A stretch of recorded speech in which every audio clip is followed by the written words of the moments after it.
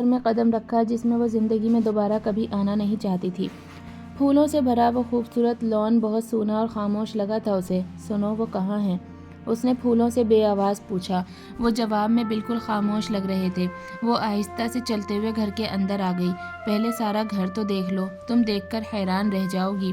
میں نے اسے اتنی اچھی طرح سجایا ہے۔ اس کے بالکل قریب ایک آواز ابھری۔ اس نے چونک کر اپنے دائیں بائیں دیکھا، وہاں کوئی بھی نہیں تھا۔ وہ اس گھر کے انٹیریئر پر نظریں دوڑا رہی تھی۔ وہاں سب کچھ ویسا ہی تھا، کہیں کوئی تبدیلی نہ تھی۔ ہر چیز اسی طرح اپنی جگہ پر موجود تھی۔ جو کچھ جب تھا وہی سب کچھ اب بھی تھا، لیکن پھر بھی وہاں سب کچھ ویسا نہیں تھا۔ وہاں ایک کمی تھی، بہت بڑی کمی، سب سے بڑی کمی۔ وہ اپنے قدموں کو گھسیٹتے ہوئے لاؤنج سے نکل کر ڈائننگ روم میں آئی تو پیچھے لاؤنج سے ایک آواز آئی۔ کبھی کبھی مجھے ڈر لگنے لگا ہے، محبت کے کھو جانے کا ڈر، اس کے چھن جانے کا ڈر۔ پتہ نہیں محبت اتنی وہمی کیوں ہوتی ہے۔ اس نے مڑ کر لاؤنج میں رکھے صوفے کی طرف دیکھا۔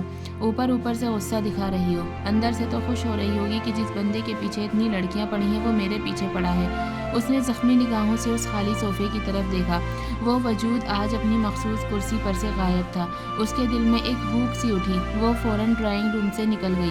سامنے نظر آتے کچن کی طرف خود بخود ہی اس کے قدم اٹھے تھے۔ خود ہی بدتمیزی کرتی ہو، پھر مظلوم سی شکل بنا کر رونے بھی کھڑی ہو جاتی ہو۔ زندگی میں بہت سی باتیں ہمیں ناگوار گزرتی ہیں، مگر کسی ناگوار بات پر اس طرح ریئیکٹ کرنا بالکل مناسب نہیں۔ تمہارے کل کے رویے پر مجھے بہت دکھ ہوا۔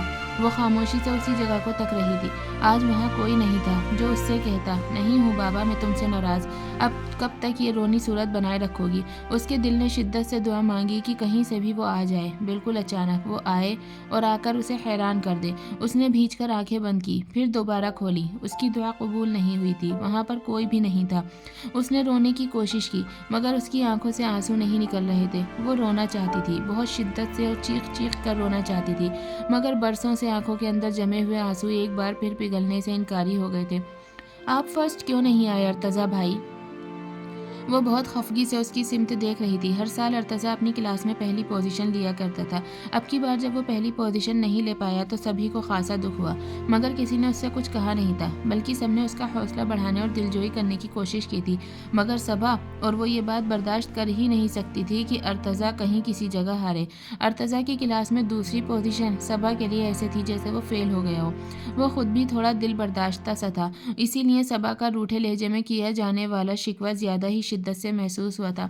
دیکھا نہیں تھا کتنی طبیعت خراب تھی ارتضیٰ کی؟ امتحان کے دنوں میں پیپر سے 2 دن پہلے تو بیچارہ ہاسپٹل سے ڈسچارج ہو کر گھر آیا تھا، اور گھر آ کر بھی طبیعت کہاں سنبھلی تھی۔ لیکن اتنی بیماری میں بھی میرا بچہ اتنے اچھے گریڈز کے ساتھ پاس ہوا ہے، کلاس میں دوسری پوزیشن لی ہے، میرے لیے تو یہی بہت ہے۔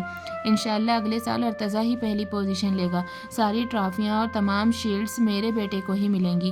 اماں سے ارتضیٰ کی اداس شکل دیکھی نہ گئی، جھٹ اس کا سر اپنے کندھے سے لگاتے ہوئے بہت محبت سے بولی تھی۔ 1-2 دن وہ اس صدمے کے زیر اثر رہا، مگر پھر اس نے اپنی اس ناکامی کو اعصاب پر سوار کرنے کے بجائے نارمل انداز میں دیکھنا شروع کر دیا۔ ہمیشہ جیتنے والے کبھی ہار بھی تو جاتے ہیں۔ اب میں نے مختلف انداز میں سوچنا شروع کر دیا ہے۔ مجھے پتہ چلا ہے کہ میں کبھی نمبر 2 بھی ہو سکتا ہوں۔ ضروری نہیں جب جو میں چاہوں وہ مجھے مل بھی جائے۔ کبھی کبھی میرے بہت چاہنے پر بھی مجھے میری پسندیدہ چیز نہیں مل سکتی، اور مجھے اسے نارمل طریقے سے لینا چاہیے۔ اس روز اسکول جاتے ہوئے ارتضیٰ نے یہ بات ظفر سے کہی تھی۔ ابھی اس کی عمر اتنی نہیں تھی جتنا وہ میچور ہو گیا تھا۔ پتہ نہیں ماں کی کمی نے اسے وقت سے پہلے میچور کر دیا تھا، یا پھر اس سوچ نے کہ وہ اس گھر کا بڑا بیٹا